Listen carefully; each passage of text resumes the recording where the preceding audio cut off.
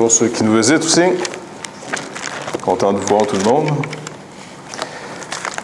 Aujourd'hui, je nous propose de lire maintenant au chapitre 12 un autre tableau que Jean, dans son Apocalypse, va nous donner.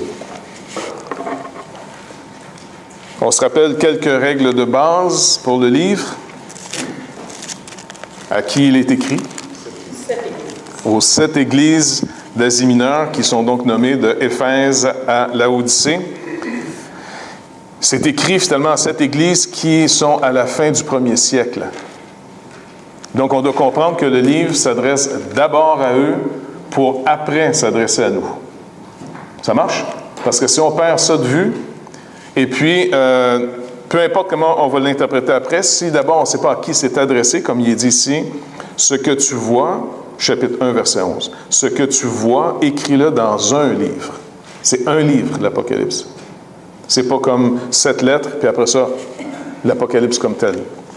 Écris-le dans un livre et envoie-le aux 7 églises, à Éphèse, Smyrne, Pergame, Thyatire, Sardes, Philadelphie et Laodicée.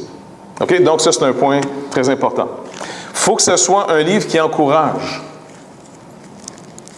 Donc, souvent, si notre système ou notre interprétation du livre n'est pas juste, bien, ça ne nous encouragera pas. Donc, il faut, si on veut être sûr qu'on comprend bien le livre comme il doit être compris, il faut que ça nous encourage. Heureux celui qui lit et ceux qui entendent les paroles de la prophétie, car le temps est proche. En d'autres mots, le temps est toujours à portée de main. Vous êtes dans ce temps. C'est un livre écrit pour des gens qui vivent ce temps. Ce n'est pas un temps lointain, le temps est proche. Donc, ça ne se peut pas que ça soit simplement pour un petit groupe de personnes qui, en passant, n'est pas l'Église, parce que l'Église sera enlevée, et que ça serait des gens dont l'Église n'est plus là, qui auraient le livre pour le lire sur une période de 7 ans, même de 3 ans et demi. Donc, il faut que ça soit compris aussi de manière à ce que l'Église de l'époque est encouragée. Alors l'Église de tous les temps va être encouragée. Si la lettre est écrite, par exemple, aux Romains, quand Paul écrit aux Romains, il faut comprendre qui d'abord reçoit cette lettre et comment ils vont l'entendre.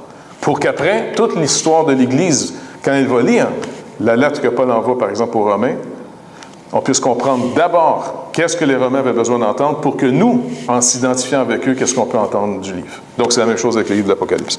Je le dis, là, vu qu'on a des gens qui nous visitent aujourd'hui, fait qu'on ait les mêmes notions pour interpréter. On se rappelle le chiffre 7. Ça veut dire quoi? Plénitude. Un exemple que c'est la plénitude? Les 7 esprits de Dieu. Il n'y a pas 7 Saint-Esprits. Il y en a juste un Saint-Esprit, pourtant il est appelé les 7 esprits de Dieu. L'esprit total, c'est la totalité. 7 églises, 7 sceaux, 7 trompettes, 7 coupes. Il y a des 7 à grandeur. Puis le livre peut même être en 7 tableaux. Donc, 7 veut dire complet. 3,5. C'est la moitié de 7. Ça, on parle des mathématiques. Hein? Si vous n'avez pas été à l'école, c'est le temps. Donc, 3,5, la moitié de 7. Moitié veut dire pas complet. Mais tout ce qui n'est pas complet, ça va être les calamités, le mal, tout ce qui arrive. Parce que si on n'a pas une révélation, si on n'a pas quelque chose qui est en dehors de cette vie, alors à vue humaine, cette vie, ça finit dans la mort, le chaos, les ténèbres. Une vie sans espérance, une vie sans Christ. Si vous êtes le moindrement réaliste, vous n'avez aucun espoir d'en sortir. À la limite, ça serait même quasiment méchant de mettre des enfants au monde dans un monde que vous-même, vous pensez qu'il n'y a pas d'espoir. Je comprends très bien les gens qui décident de ne pas mettre d'enfants au monde s'ils n'ont pas Christ dans leur vie. Ils ne veulent pas les mettre dans un monde où est-ce que tout est en catastrophe. Il n'y a pas de bonnes nouvelles dans le monde. Il n'y en a pas. Ce qu'on se donne à chaque jour, c'est les mauvaises nouvelles du monde. Et donc, les gens vont vivre ce que la parole de Dieu a dit dans leur désespoir. Mangeons et buvons, car demain nous mourrons. Et ça devient une philosophie de vie qui est « tu as juste une vie à vivre ». Nous autres, les chrétiens, on ne peut pas dire qu'on a juste une vie à vivre. On a une vie en 2 dimensions, en 2 étapes. Une vie en Christ avant la résurrection et une vie en Christ après la résurrection.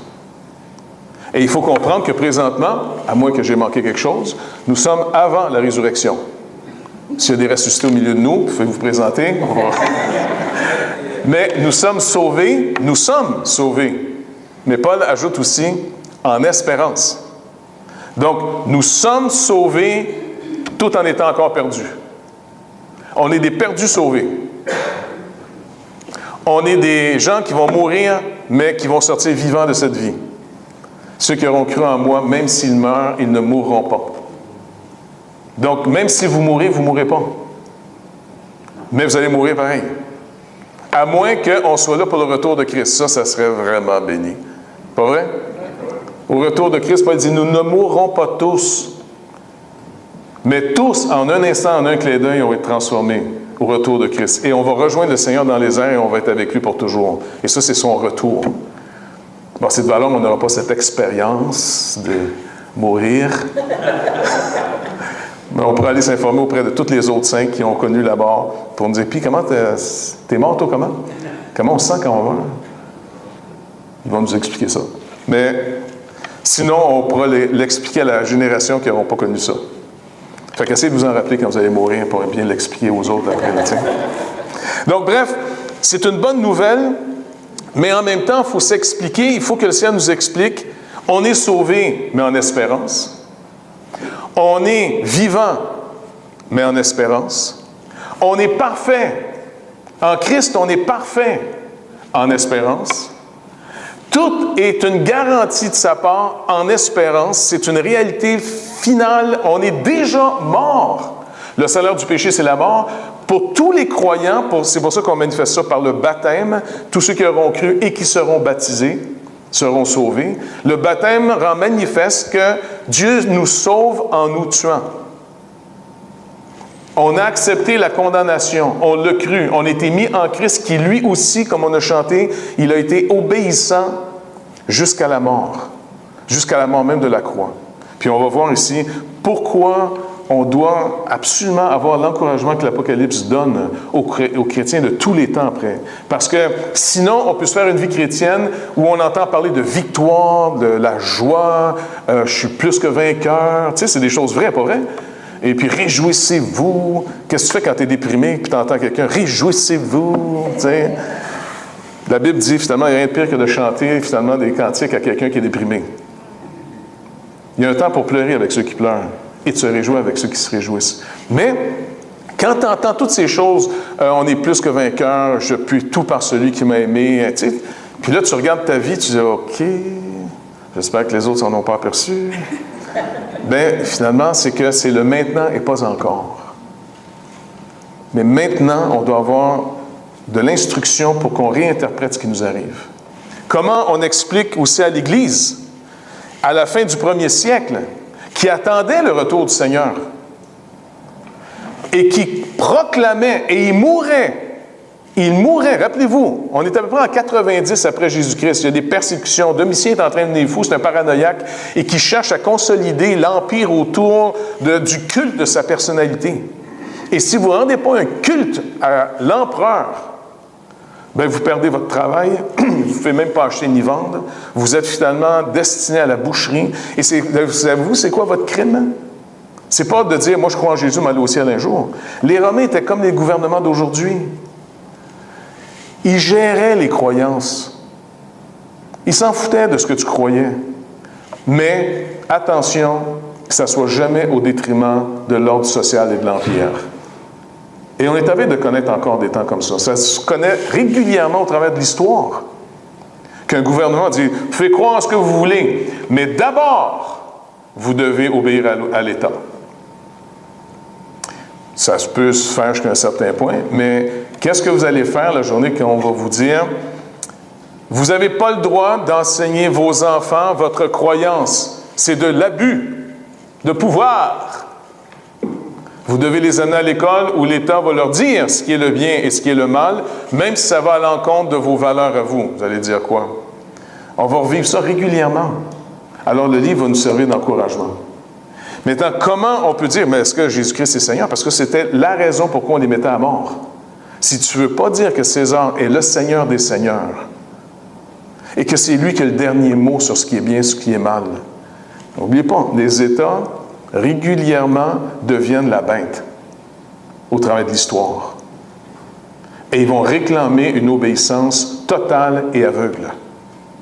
Sinon, ils vous considèrent comme un ennemi s'ils n'ont pas de votre part une obéissance totale. Notre travail peut être en jeu, notre sécurité peut être en jeu. Il y a même tout dernièrement un petit gouvernement quelque part sur la planète qui a dit, si vous ne reconnaissez pas les valeurs du genre et si vous ne reconnaissez pas une valeur, une vertu de tuer les enfants par l'avortement, nous vous coupons vos subventions pour l'embauche de vos étudiants durant les camps de jeunesse. Ils ne pouvaient acheter ni vendre. C'est un petit avant-goût. Je ne vais pas rentrer trop là-dedans parce que je vais gâcher mon message puis mon humeur. Mais le livre nous encourage. On dit, oui, Seigneur, t'es pas supposé être le roi des rois. On se fait tuer parce qu'on déclare que tu es le Seigneur. Et Paul rappelle aux Corinthiens, rappelez-vous, personne ne peut dire Jésus-Christ est Seigneur si ce n'est par le Saint-Esprit. C'est à moins d'être né de nouveau qu'on est capable de proclamer que Jésus-Christ est Seigneur. C'est un signe, c'est un symptôme, c'est un bourgeon de vie de déclarer que sur ma vie, sur ma moralité, sur ce que je juge bien ou mal, ça découle du seul législateur que je reconnais, Jésus-Christ. Peu importe dans l'État où je vis, peu importe le pays, c'est Christ qui est le législateur. C'est lui qui fait les lois. C'est lui qui déclare ce qui est bien, ce qui est mal. Et quelquefois, ça peut vous coûter beaucoup. D'autres fois, non. Il y a certaines périodes, l'Église a pu proclamer le message et avoir la totale liberté de suivre les enseignements de Christ. À d'autres moments, ça lui coûte jusqu'à sa vie. À l'époque où ces gens reçoivent la lettre, ça leur coûte leur vie. Les églises qui sont devenues pauvres, qui ont tout perdu, ils l'ont perdu parce qu'ils ont été fidèles à Christ. Et l'Église qui est prospère et que tout va bien, elle l'est parce qu'elle a été infidèle à Christ. Donc, le livre nous sert jusqu'à aujourd'hui. Vous me suivez? OK. Donc, au chapitre 12. Un grand signe parut dans le ciel.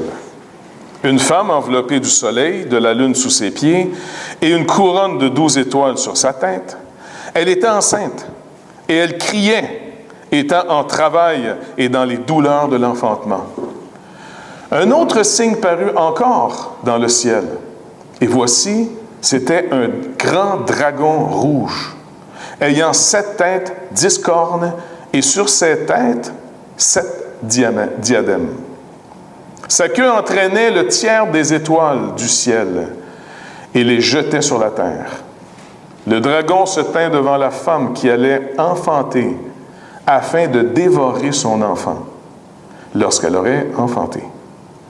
Elle enfanta un fils qui doit paître toutes les nations avec une verge de fer.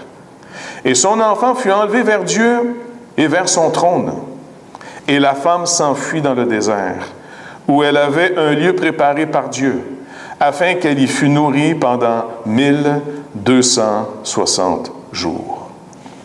Si on s'arrête ici maintenant, on a encore le 1260 jours, ça égale 42 mois, 3 ans et demi. Donc, on a encore cette même période. Et c'est un encouragement pour dire, faites-vous-en pas, c'est temporaire. C'est temporaire, c'est pas la finalité. Si ça aurait été 7 ans, eh bien, ça aurait été final. Ça aurait été complet, ça aurait été comme ça, il n'y a rien qui aurait pu le changer. 3 ans et demi, il y a une intervention qui est permise. Car on a lu à date, à toutes les fois que le diable agit, c'est toujours « et il lui fut donné ». Une expression extrêmement importante pour nous autres.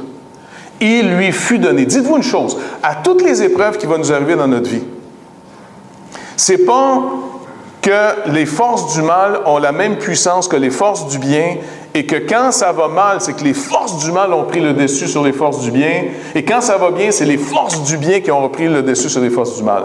Ça, c'est une conception complètement erronée que les gens dans ce monde peuvent avoir. L'encouragement qu'on a, nous, en tant que croyants, c'est que le Seigneur Jésus nous rappelle, il n'y a pas un moineau qui meurt sans que mon Père soit à côté. Il dit, vous valez beaucoup plus que beaucoup de moineaux. Quand même encourageant. Dieu, lui-même, il nous montre. Le Seigneur Jésus ne nous a jamais enseigné pour nous tromper. Tu sais, peut-être que moi, j'exagère des fois quand j'enseigne, puis je vais dire, il est encore parti sur une fly, puis, mais le Seigneur, quand il enseigne, lui, il n'exagère jamais. Même ses illustrations, même ses hyperboles, ils sont à prendre parfaitement. Il n'y a pas un moineau qui meurt sans que ce soit la volonté de mon Père. Ça n'échappe pas à la volonté de mon Père. Un moineau. Un moineau. Si vous trouvez un petit moineau mort, là, vous pouvez dire, ben, ça semble que c'était la volonté du Père. Si votre chat ou votre chatte ramène un petit moineau à la maison, c'était pas le chat qui a décidé. Non, mais ça m'encourage. Un autre encouragement qui nous dit dans le même contexte, c'est quoi? Nos cheveux sont comptés. Je ne sais pas si vous passez vos matinées après vous avoir peigné en disant « faisons le compte de ces précieux membres qui sont partis de mon corps. » Ça va? Donc, tu ne comptes pas tes cheveux qui tombent. C'est ce qu'il y a de plus insignifiant dans notre personne. Puis tout dépendant des époques, ceux qui n'ont pas de cheveux sont déclarés plus intelligents que ceux qui en ont. Pas vrai? J'ai vu ça dernièrement. C'est à la mode. Ceux qui sont plus sexy, les gars qui n'ont pas de cheveux que ceux qui en ont. Serge, il faut que tu te rases la tête. Là. Tu commences à avoir l'air d'un pouilleux. Là. Donc, le Seigneur dit, il n'y a pas un cheveu de votre tête qui n'est pas compté. Qui n'est pas compté. Je ne pense pas que Dieu s'amuse à compter nos cheveux. Mais c'est pour nous montrer jusqu'à quel point ce que nous considérons totalement insignifiant, où on ne porte aucune attention, le Seigneur dit, ça n'échappe pas à l'attention de mon Père. Vous êtes gardés par un Dieu qui vous garde tellement, qui veut vous rappeler que par apparence, on a l'air d'être abandonné et seul dans ce monde. Mais le Seigneur dit, non, vous vous trompez. Je vais vous dire un secret de famille. Il n'y a rien qui vous arrive de bien ou de mal, sans que ce soit d'abord permis par mon Père. Et quand il permet l'épreuve, Paul nous rappelle, qu'est-ce qu'il prépare aussi? Le moyen d'en sortir.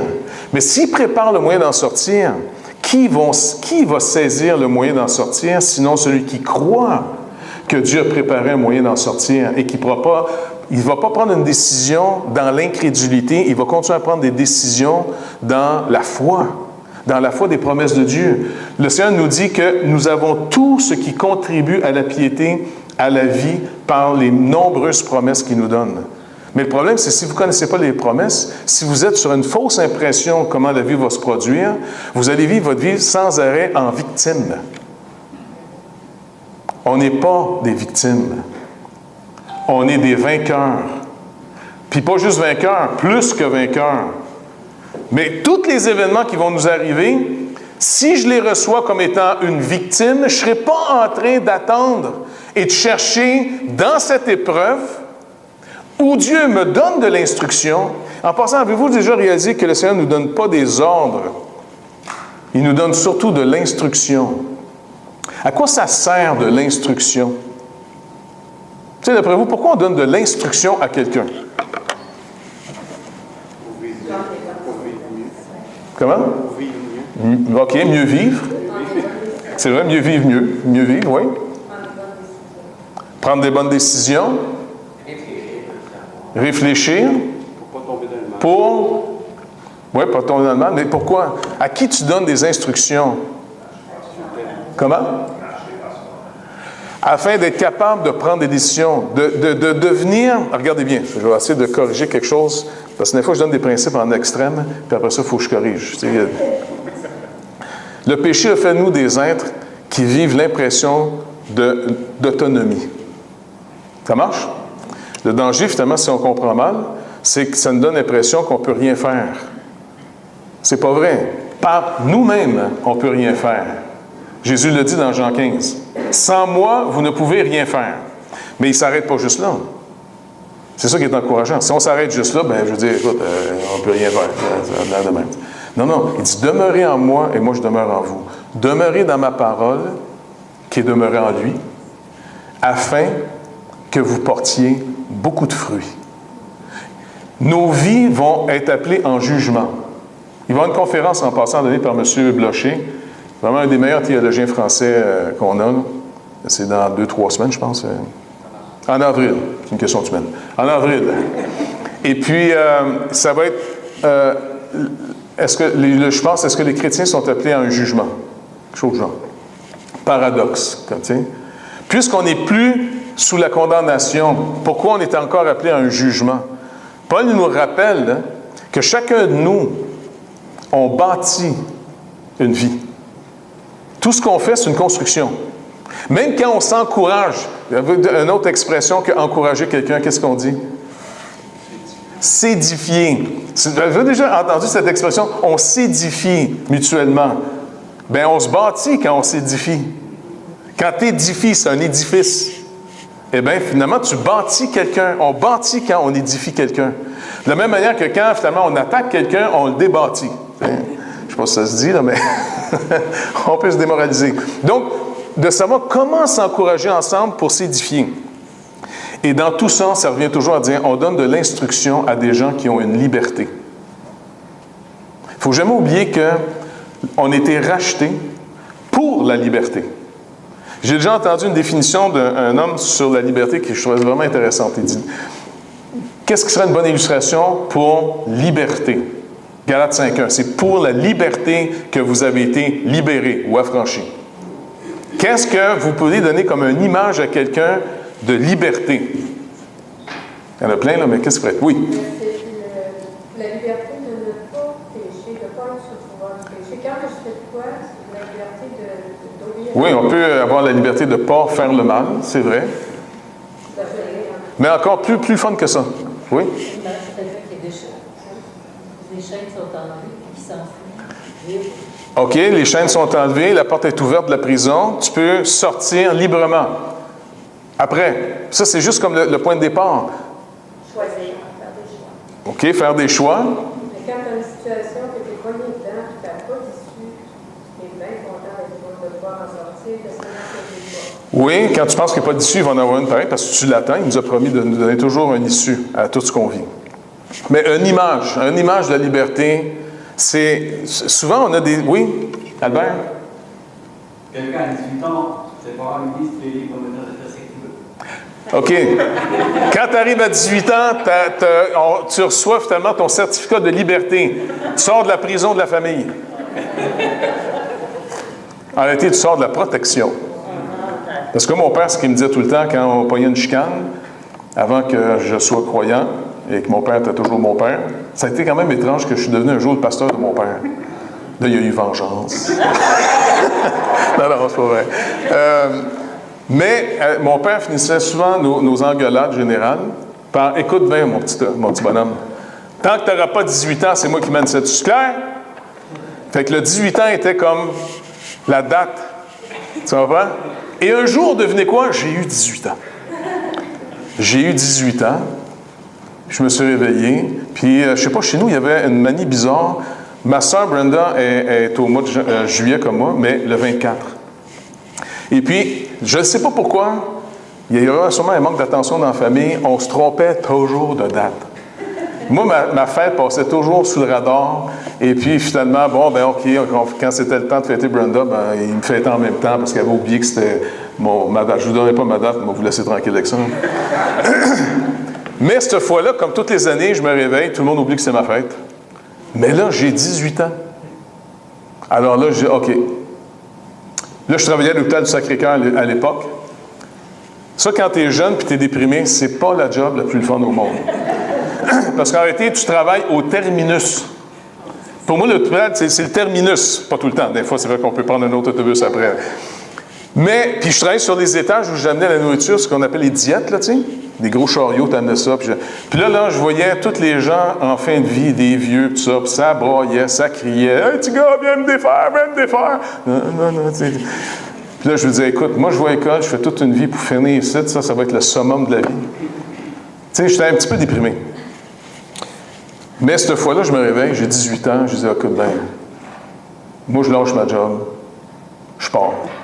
C'était ma manière de fuir à l'époque, là. Tu sais, je partais en voyage. Je me réveille, plus tard que d'habitude, ma mère dit, tu ne travailles pas aujourd'hui? Non. Ah bon? Pourquoi? Parce que c'est ma fête. Je me fais un cadeau que je paye moi-même, parce que je ne serais pas payé si je ne vais pas travailler, mais ouais, tu sais. Puis là, elle dit, ben voyons donc, ça n'a pas de bon sens. Puis elle m'a dit, écoute, de toute façon, regarde, moi, je m'en vais, là. Ben non, voyons, tu sais, là, mon père entend en bas, il monte, il dit, bang, bang, bang, bang, bang. Hey, qu'est-ce qui se passe? Puis là, il commence à. Écoute bien! Je dis, écoute-moi bien, aujourd'hui, j'ai 18 ans. Mais le gars, il n'a pas préparé le scénario d'après. Qu'est-ce que tu dis après? Fait que je m'en vais. OK. Là, Jacques, fais quelque chose, Jacques. Mon père, il s'en va, tu sais. Alors, je dis au moins une tente. Avant. Fait que il dit, OK, viens me rejoindre au poste, là, tu sais, il travaillait au poste à Annecy à l'époque. Puis il était m'acheter une pop-tent, puis OK, je suis parti. J'étais libre! Mais ça veut dire que je porte toutes les conséquences à cette heure. La liberté, une autre image pour la liberté, positive. Savez-vous quoi? Le Seigneur nous a franchis pour la liberté. En d'autres mots, il nous donne une feuille blanche et un stylo, puis il dit, écris maintenant. Et j'écris, dis-moi que tu veux que j'écrive. Non. Je t'ai donné de l'instruction, mais tant que l'instruction que je t'ai donnée, à toi d'écrire ta vie. À toi d'écrire ton mode de vie. Qu'est-ce que tu vas choisir? Qu'est-ce que tu vas faire? Attendez pas que ça vous saisisse et que ça soit plus fort que vous. Ça, c'est de la possession démoniaque. Le Saint-Esprit nous donne de l'instruction pour nous montrer le chemin dans lequel on devra marcher. C'est pas Dieu qui va marcher à notre place. C'est nous qui allons y marcher. C'est pour ça que Paul dit, prenez garde à la manière dont vous allez bâtir. Car tout ce que vous allez faire va passer le jugement du feu. Si l'œuvre de quelqu'un subsiste, alors vous allez recevoir votre récompense. Il y a quelque chose qui va demeurer. Par contre, si tu perds tout parce que tu as bâti finalement avec des matériaux qui ne valent pas la peine, alors tu perdras tout. Mais tu seras sauvé par le décroyant. Mais toi, comme au travers du feu. En d'autres mots, c'est que tu sauves de ta maison, qui est tout en feu, tu as juste sauvé ta vie, tu as tout perdu ce que tu as accumulé là-dedans.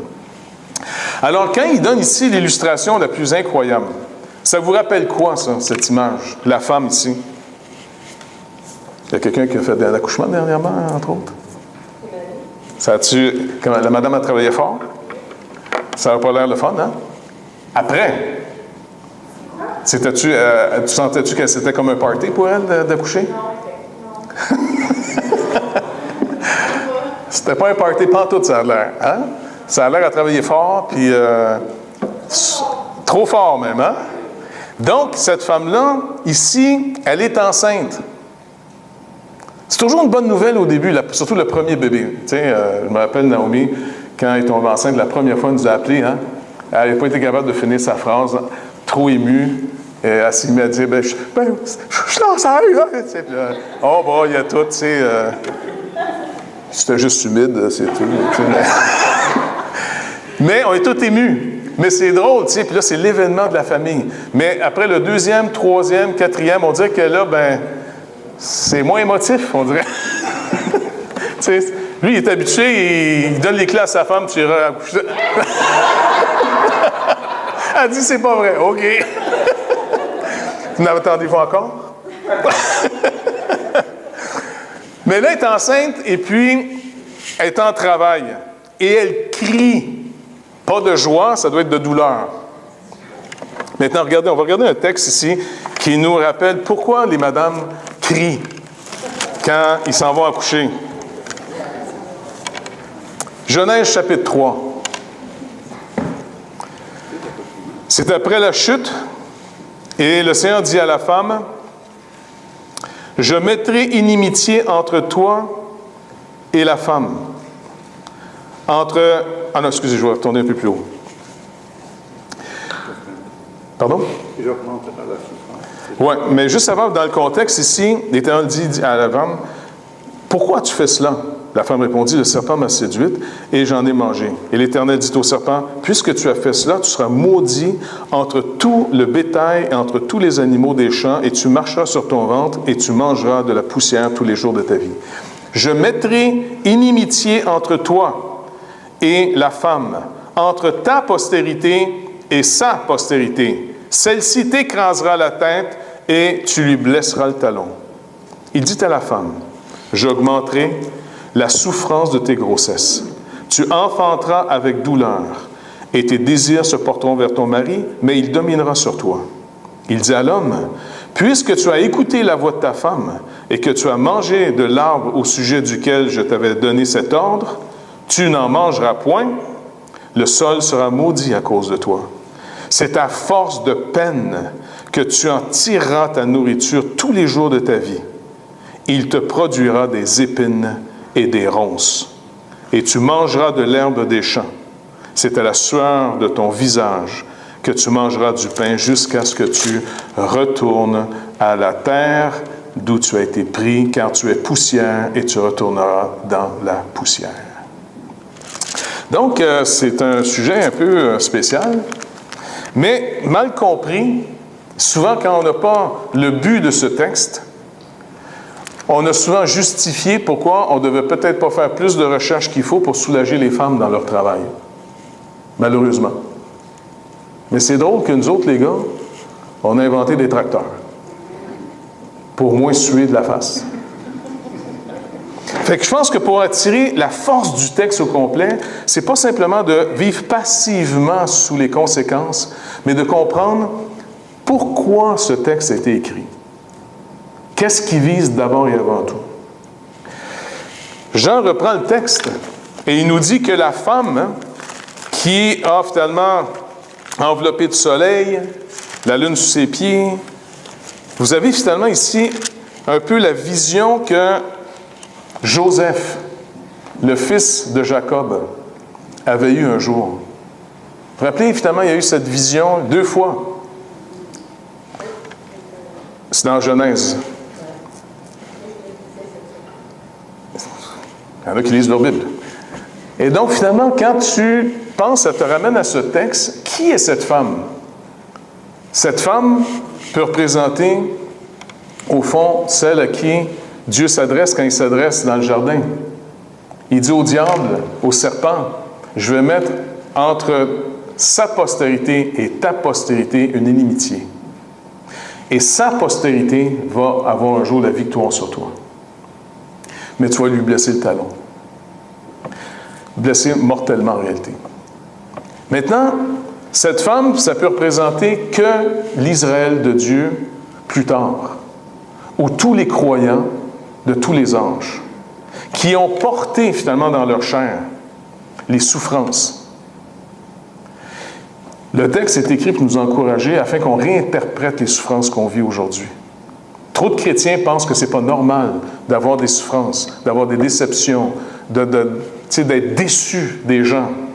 En pensant, puis combien de fois tu entends des gens dire « En plus, il se dit chrétien puis il agit de même. » Ben écoute, c'est déplorable, c'est condamnable, mais ça ne veut pas dire qu'il n'est pas chrétien.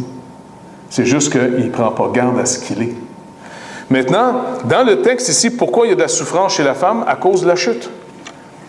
Israël, même avant, est-ce que vous vous rappelez quand Dieu bénit Abraham, il dit « Je serai ton bouclier ». Mais un bouclier, c'est pour te protéger contre les ennemis. Une promesse qui lui dit « Ceux qui vont te bénir, je vais les bénir. Mais ceux qui vont te maudire, je vais les maudire. » C'est des promesses pour des temps où est-ce que tu vas être maudit par des gens. Tu vas être attaqué par des gens. Mais tu as une promesse. Tu t'attaches aux promesses.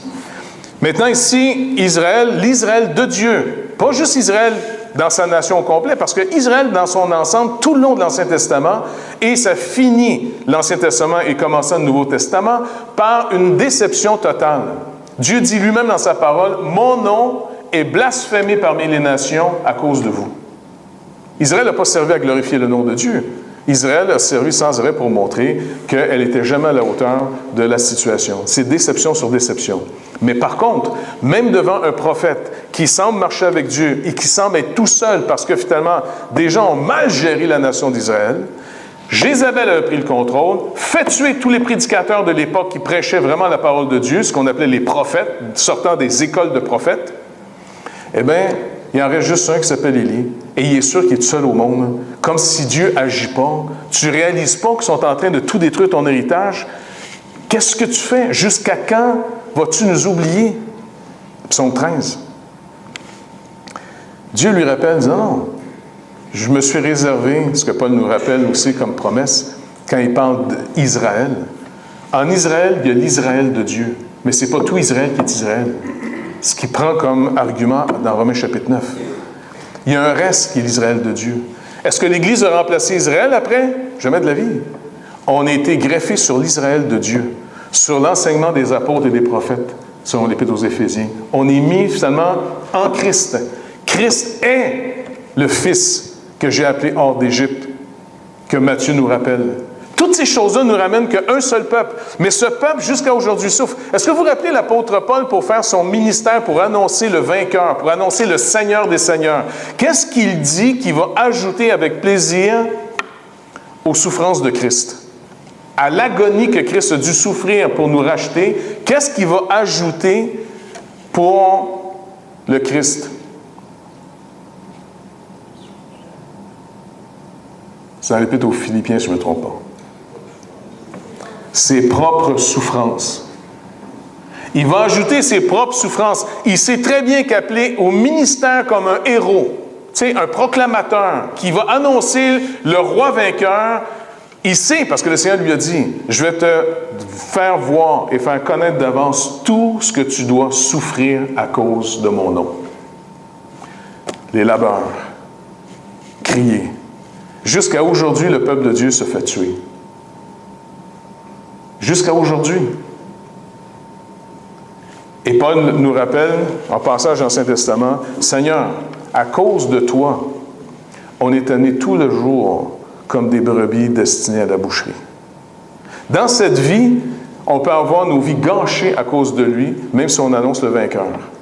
Mais il dit, faites attention, je vais vous amener dans le désert. Qu'est-ce que ça représente ici qu'après d'avoir enlevé l'enfant vers son trône, qui est la mort, la résurrection, et le Seigneur finalement est ramené auprès de Dieu, il est assis sur le trône.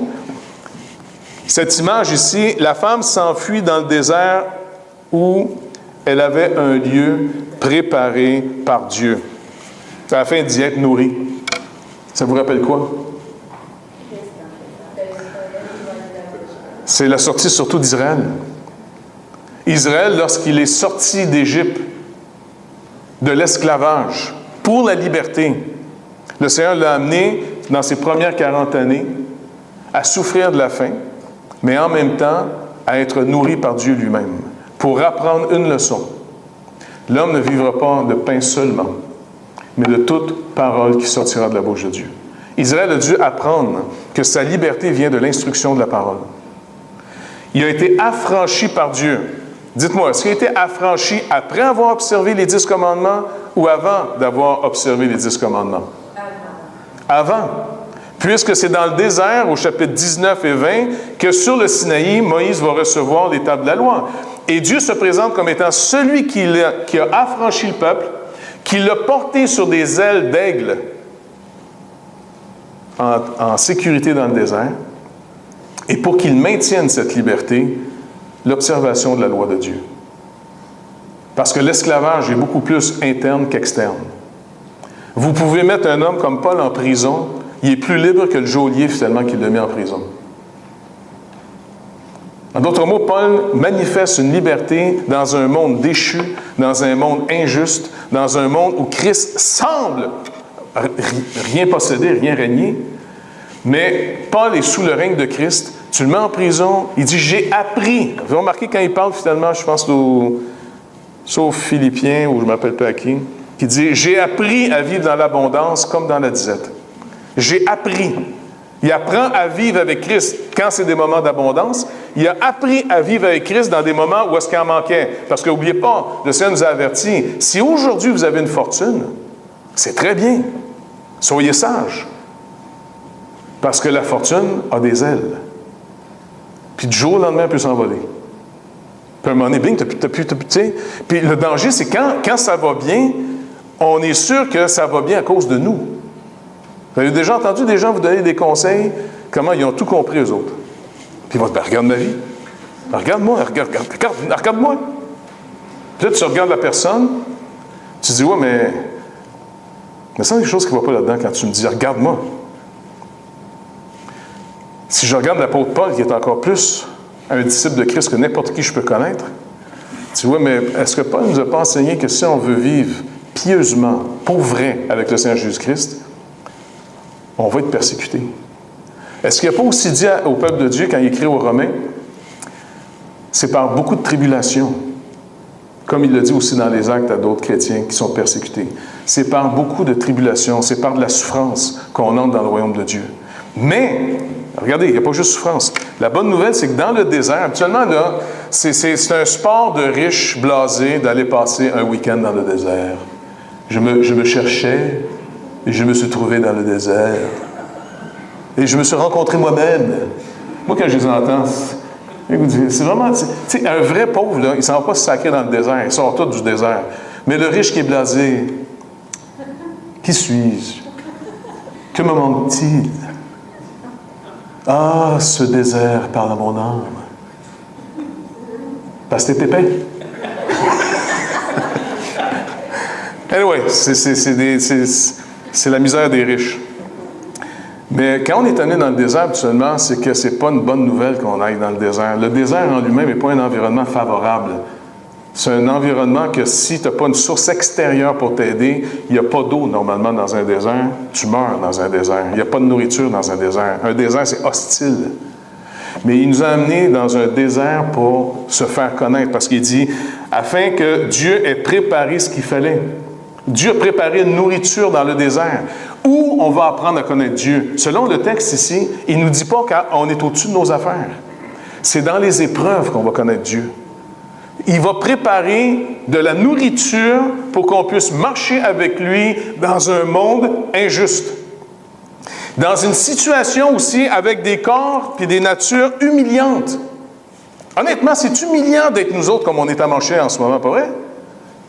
En tout cas, si vous ne l'avez pas vu, nous autres, on l'a vu. C'est pas le fun d'être à marcher comme on est à marcher, avec toutes nos faiblesses, tous nos manquements, toutes nos incompréhensions qu'on peut avoir. Et c'est pour ça qu'on est appelé à marcher avec beaucoup plus de prudence les uns avec les autres que de l'arrogance. Imagine que tu apprends, grâce à ton corps, j'ai entendu une interview dernièrement d'une femme qui apprend, puis c'est dans sa famille, qu'elle est déclarée Alzheimer. Très jeune, je pense qu'elle est dans la quarantaine, la madame. Hein, c'est assez jeune. Et en plus, qui semble être très rapide. Elle a vu son père mourir comme ça. Elle entend parler des histoires de son grand-père, ainsi de suite. Là. C'est dans la famille. Elle est dans la quarantaine. Puis là, elle sait qu'elle va s'éteindre bientôt, puis elle va devenir complètement débile, au point que tu perds même la mémoire de comment avaler. Tu perds toute ta dignité.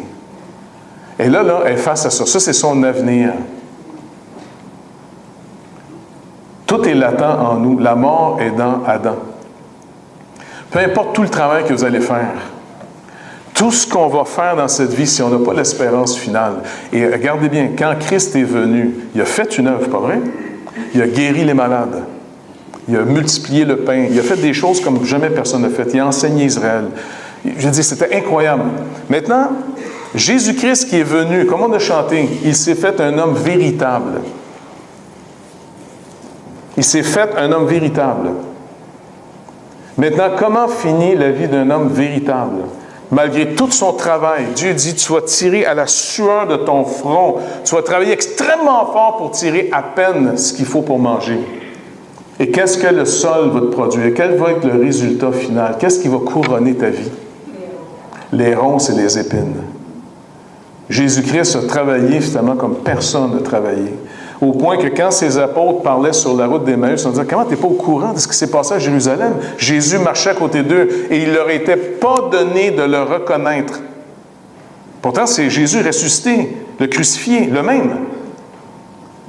Mais il dit, mais attends, homme sans intelligence, Ça commence mal une conversation avec un étranger quand il te traite d'idiot en partant. Tu sais, tu rencontres un monsieur sur le bord de la route, tu es un peu déprimé, tu sais, le maître de ta nouvelle religion vient de se faire crucifier, battre à mort, abandonner tous, crucifié, couronné d'épines, fini dans le tombeau. Je veux dire, pourtant, il a fait comme personne n'a fait comme une œuvre. Aucun rabbin, aucun scribe, personne en Israël a fait en 3 ans et demi, ce que lui a fait. Et pourtant, ça a fini crucifié et son couronnement de vie, les épines. Et où est finalement son trône? Dans la terre, le tombeau. Et là, le gars marche sur le bord de la rue complètement déprimé en disant, pourtant, on pensait que c'était lui. On pensait qu'il y aurait eu du résultat à son travail. Tout Israël est en train d'être gagné. Comment ça se fait que les méchants, les menteurs, les tricheurs, pourquoi c'est toujours eux autres qui gagnent? Ils sont complètement découragés. Et là, le Seigneur les écoute. Et n'oubliez pas, ils parlent au Seigneur, ils ne s'en rendent pas compte, ils ne le reconnaissent pas visuellement, physiquement. Vous êtes des idiots. Le Messie ne devait-il pas souffrir toutes ces choses? S'il a pris votre vie, le couronnement de la vie d'un être humain, le meilleur va finir comme Dieu le dit. Cette vie en Adam, tu vas finir crucifié, tu vas finir mort, couronné d'épines, mais c'est une nouvelle création que Dieu va commencer. Quand on a chanté « Et tu seras sans reproche dans ton jugement », Psaume 51. Est-ce qu'on fait des reproches à Dieu pour nos états de santé en disant « c'est pas juste » ? Est-ce qu'on fait des reproches à Dieu de dire « c'est injuste ce qui m'arrive » ? Si on fait des reproches, d'abord on vit comme une victime. Une victime rarement s'en sort parce qu'elle confirme que c'est « je suis bon et donc les autres sont tous des méchants, je suis victime ». Tandis que celui qui comprend que c'est l'épreuve pour connaître le Seigneur, c'est le lieu pour manger une nourriture que le monde ne connaît pas, à moins que vous mangiez ma chair, vous buviez mon sang, vous avez finalement aucune part avec moi. Mais où je vais manger son pain? Le pain qu'il a multiplié, qu'il a fait dans le lieu aride, là, c'était un signe du pain que Moïse avait donné. Il dit, Moïse ne vous a jamais donné le pain du ciel. C'est mon Père qui vous le donne maintenant. Ce n'est pas ce pain qui périt. Combien de fois qu'il leur disait, travaillez pas pour le pain qui périt, travaillez pour le Fils de l'homme qui, lui, va vous donner un pain qui est pour la vie éternelle. Mais où je vais avoir ce pain? Dans le désert. Il m'a franchi pour être dans le désert temporairement, pour être nourri de lui d'une manne, d'une nourriture manna, ça veut dire ma en hébreu, là, tu sais, quand quelqu'un dit ma, devinez ce que ça veut dire? Quoi? Comment? Quoi? C'est quoi? Il dit, regarde, on va justement l'appeler quoi? C'est ça que ça veut dire. Manna. C'est quoi? Qu'est-ce qu'on mange à midi? C'est quoi? C'est encore c'est quoi? Point d'interrogation. Donc, il dit, c'est moi la nourriture que vous ne connaissez pas.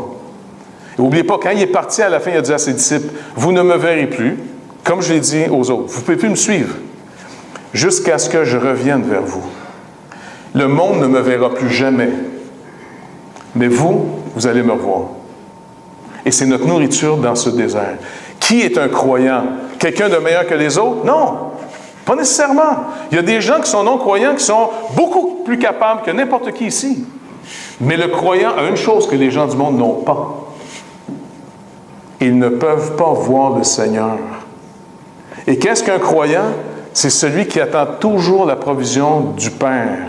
Celui qui attend le pain du ciel. Celui qui attend la provision pour s'en sortir de l'épreuve. C'est celui qui va voir le Seigneur jour après jour. C'est lui qui est le croyant. Le croyant, c'est quelqu'un qui est capable de vous parler où il a vu le Seigneur. L'incroyant, le non-régénéré, faites attention, il peut être meilleur que vous. Il peut même être plus moral que vous. Mais il ne voit jamais le Seigneur dans ce qu'il fait. Il se contemple. Tu ne peux pas te voir et voir le Seigneur en même temps. De la même manière que quand tu es en relation, tu ne peux pas être en dialogue à moins d'écouter l'autre. Et le seul moyen d'écouter l'autre, il va falloir que tu t'écoutes un peu moins. Mais vous allez me voir. Vous, dans le désert, vous allez trouver la nourriture que j'ai préparée pour vous. J'ai promis que vous ne serez jamais abandonnés, je serai tous les jours avec vous. Et donc maintenant, tous les scénarios, les épreuves sont des scénarios. Le lieu de rencontre pour le connaître.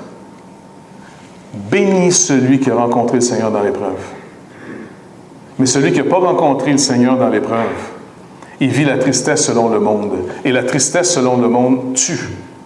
Mais la tristesse selon Dieu, quand tu te nourris de celui qui est ta consolation, te renouvelle de plus en plus. Et on s'aventure vers la fin, et le croyant, plus il voit la fin arriver, plus son espérance augmente. Et la mort, elle est déjà, par la foi, vaincue par celui qui nous a sauvés. Prenez courage, j'ai vaincu le monde. J'ai vaincu la mort. Il a fini toute espérance possible en Adam. S'il vous plaît, comprenez-le. S'il y a un être humain sur toute la face de la terre, de toute l'histoire de l'humanité, s'il y a un être humain, parce qu'on attend toujours des messies, des situations sans arrêt, c'est ça notre idolâtrie. On attend d'un gouvernement, on attend de quelqu'un, on n'attend pas de Dieu. S'il y en a un être humain qui aurait pu produire cette espérance, qui sortait l'humanité de son désespoir, humainement parlant, c'était Jésus. Jamais personne n'a parlé comme lui, jamais personne n'a fait ce qu'il faisait. Imaginez d'avoir ce chef comme étant le premier ministre du pays et qui ressuscite les morts. On n'a plus de problème avec les engorgements des urgences. Il donne même à ses disciples, allez guérir, promenez-vous, ça aille plus vite les gars, mettez les gens sur le côté où le soleil se trouve, votre ombre va faire la job. Ça, c'est de l'efficacité, pas vrai? Écoute, Pierre s'est promené, rien que son ombre, il se guérissait toute la gang. Mais le but, c'était pas ça. Le but, c'est, prenez attention à mon serviteur. Maintenant qu'il a votre attention. C'est surprenant quand un gars fait des guérisons de même. Can I have your undivided attention? Là, c'est certain que tu as toute l'attention du gars quand il va te parler. Le but du miracle, c'est pour attirer l'attention sur le messager. Car Dieu ne sauve pas par miracle, il sauve par sa parole, par la prédication de la croix. Entendez, parce que Dieu dit, je t'ai amené au désert, pour que tu apprennes une leçon. Pour vivre, tu n'as pas simplement besoin de pain. Tu en as besoin, je vais t'en donner. Tu as surtout besoin de la parole qui sort de la bouche de Dieu. Sans cette parole, peu importe le pain, tout est fini. Donc, réjouissons-nous d'épreuve en épreuve. Soyons comme une jambe de tête brûlée face au monde en disant, quelqu'un te demande, comment ça va? Super bien. Je suis dans la chenoute en ce moment. C'est trop beau. J'ai hâte de voir comment le Seigneur va m'en sortir de celle-là. J'attends de l'instruction. Moi, là, c'est un épreuve. C'est comme un sportif, là, tu sais, quand il va descendre, là, tu sais, les côtes de boss là, de ski. Moi, je me dis, c'est du suicide, cette affaire-là. Moi, il n'y en avait rien qu'une bosse quand mon cousin m'a appris à faire du ski. Il n'y en avait rien qu'une. Puis, tu sais, il me fait, tu sais, apprends à faire du ski dans sa petite côte, hein? Puis, il m'a appris le chasse-neige. OK? Puis là, lui, il était tanné parce qu'il fait du ski depuis des années. Puis, moi, je commençais, je ne savais pas faire du ski. Puis là, il voulait m'avoir avec lui sur la montagne. Il dit, « Oh, Jeff, t'es super bon. Viens-t'en, t'es super bon. » Ah, ouais, OK. J'embarque, juste embarqué dans le chairlift. Comment on débarque de cette affaire-là avec des skis au bas, tu comprends? Puis à l'époque, les skis, il fallait qu'ils soient plus hauts que ta main. Des moyennes grandes baguettes, tu comprends? Puis là, moi, je calculais, puis j'entendais même plus me parler. Là, je pensais juste comment je sors de la chaise au bout. Oublie les T-bars. Ça, c'était encore plus cauchemardesque. Je tombais tout le temps. Tu sais, c'était la petite barre, là, de 32. Là, j'arrive en haut, j'arrive à sauter en bas de la chaise, là, puis là, oh! Là, il dit, OK, viens-t'en! Là, on va descendre. Je me dis, je paye pour être malheureux. Fait que là, je commence à descendre en chasse-neige, sur le break. Mais c'est du quoi? Les breaks étaient mous. Ça allait de plus en plus vite. Puis là, c'est pas que je pleure, mais le vent. Et puis là, il m'avait juste dit, en passant, quand vous faites attention, il y a une bosse. Essaye de l'éviter. Juste à essayer de rester sur la piste, pour moi, c'était toute mon énergie. Puis là, je pogne la bosse. Mon ami, c'est de la neige, des skis partent de partout. Puis il dit, puis t'as-tu mal? Non, tu sais, juste à mon amour propre. Mais je remets mes skis, je continue à descendre, puis là, on remonte.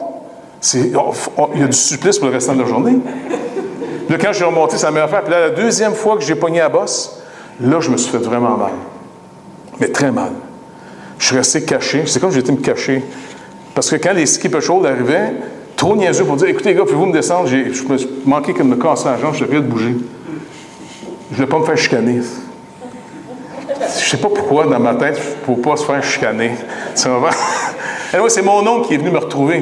Parce qu'il demande à mon cousin, cousin, Jeff, fait 2-3 heures, il est où? Tu sais, je sais pas, il était avec moi avant, je sais pas, il doit être faire d'autres skis. Il dit, coulon, normal! T'sais. Fait que là, il remonte, lui, puis il me cherche. Puis là, je le vois arriver. Lui, c'était rassurant.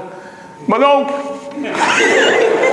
Il me descend jusqu'en bas. OK, tranquillement. Puis, tu sais, écoute, j'ai resté au moins 3 semaines avec un entorse dans le genou, pas capable de bouger, tu sais. Mais quand je vois les gars descendre, tu sais, ils descendent sur les bords, ils poignent une bosse, ils font... Je me dis, attends. Mais un athlète, là, il trippe sur ça. Un gars normal, il s'en va, lui, puis prendre le chocolat chaud en bas. Ça, c'est la vraie vie. Mais un athlète, à un moment donné, il cherche à se dépasser sans arrêt. Savez-vous ce qu'on est, nous autres? On est des athlètes spirituels.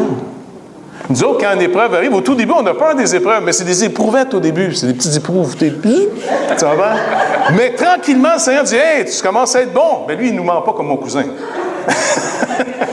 Il dit, « Non, on va aller encore plus loin. » Ah oui. Puis il dit, « Si jamais tu es rendu vraiment capable un jour, moi plutôt, on va descendre la grosse côte. » Laquelle? Celle de la mort ensemble. Ça finit comment? Ben, par la mort. En mon nom. Mais sois fidèle jusqu'à la fin, je te donnerai la couronne de vie. Une couronne, un trophée. Le Seigneur dit, apprenez, on va apprendre à marcher ensemble. Vous n'avez pas besoin simplement de circonstances qui vont bien. Ce n'est pas là que vous allez me connaître. Les épreuves devraient être pour nous un sujet de joie complète. Si on prend les promesses de Dieu au sérieux. Si on ne les connaît pas, c'est sûr qu'on va flipper à tous les épreuves. On va dire, « Ah non, encore on a des épreuves, il n'aime pas Jésus. » Je dis, « Non, c'est parce que je t'aime. » « Ben, moi. » Non, il va dire, « Non, regarde, je t'entraîne pour que tu me connaisses parce que j'envoie dans le monde mes témoins. » Pas des perroquets qui répètent des vérités, des témoins. Je veux que des gens sachent que sur cette planète, il y a des gens qui me connaissent. Ils ne font pas juste répéter de l'information, ils me connaissent. Tu me connais, tu pourras parler de moi. Et Dieu développe une relation avec nous, puis on a peut-être la chance un jour que Dieu va dire, « T'es mon ami. » Mais j'ai eu le privilège qu'Abraham a eu. Abraham, Dieu dit, « Ça, c'est mon ami. » Incroyable. C'est pas un désir qu'on n'aurait pas tous ici, qu'un jour, on peut se dire, « Seigneur, si un jour, je sais que tu m'aimes. » Mais j'aimerais ça que, par notre relation ensemble, j'aimerais ça que tu puisses toi-même un jour dire, « C'est mon ami. » C'est un moyen privilège, pas vrai? Alors, on s'en va dans le désert avec lui dès qu'on est régénéré. Mais il y a une nourriture qui nous attend. Amen? Fait que Seigneur, merci de nous accorder, comme on l'a vu au tout début du culte, d'abord de nous purifier de toutes nos iniquités, de nos péchés. Car on reconnaît qu'on a été conçus dans le péché, dans l'iniquité initiale. En d'autres mots, Adam et sa femme ont brisé l'alliance parce qu'ils ne t'ont pas fait confiance. Ils ont voulu se nourrir d'autre chose que de ta parole. Je t'avais dit, ne mange pas de l'arbre de la connaissance du bien et du mal. Seigneur Dieu, nos parents l'ont mangé et ont été conçus en dehors du jardin. Mais tu es venu dans notre misère. Tu as vécu une vie en humain véritable, parfaite. Ton travail, même il y a cette image que tu nous laisses, Seigneur Dieu, tu nous rapportes un témoignage dans un des évangiles où tu dis que des femmes à Jérusalem étaient tellement brisées, tellement attristées de devoir souffrir en portant ta croix, qu'ils ont pris un linge pour t'essuyer le visage, la sueur de ton front, le sang coulait de ton visage, couronné d'épines, et tu finissais maudit de Dieu, et tu prenais ton repos dans la terre. Mais pour triompher pour nous, afin de, comme David le dit encore dans le psaume 51, maintenant, crée en moi un cœur nouveau. On est une nouvelle création. Et si tu nous laisses ici aujourd'hui, s'il vous plaît, par toutes les promesses, par tout ce que tu fais, par ta propre présence au milieu de nous et en nous, tu dis, vous avez tout ce qui contribue à la vie et à la piété. Alors Seigneur, s'il vous plaît, qu'on ne puisse pas perdre ce précieux privilège de marcher dans cette vie aujourd'hui avec toi, qui est souvent un désert. Mais plutôt que de se plaindre, Fais-nous réaliser que tu nous instruis comme des fils qui devront prendre des décisions. Tu nous donnes de la liberté et qu'on doit faire un bon usage de cette liberté. S'il vous plaît, Seigneur Dieu, délivre-nous de ce complexe stupide de toujours être des victimes. Et plutôt d'être des gens qui considèrent que rien ne m'arrive que Dieu n'ait permis afin que je puisse le connaître et le faire mieux connaître davantage. Afin qu'on puisse avoir le vrai trésor, la vraie vie éternelle, celle de te connaître, toi, le seul vrai Dieu, et Jésus-Christ, ton Fils que tu nous as donné. Tout le reste, Seigneur Dieu, c'est du gâchis, c'est de la perte totale. Seigneur, qu'on puisse s'encourager, qu'on puisse s'édifier les uns les autres afin de ne pas perdre de vue le but de la course. S'il vous plaît, Seigneur, bénis-nous et glorifie ton nom au milieu de nous, par Jésus-Christ notre Seigneur. Amen.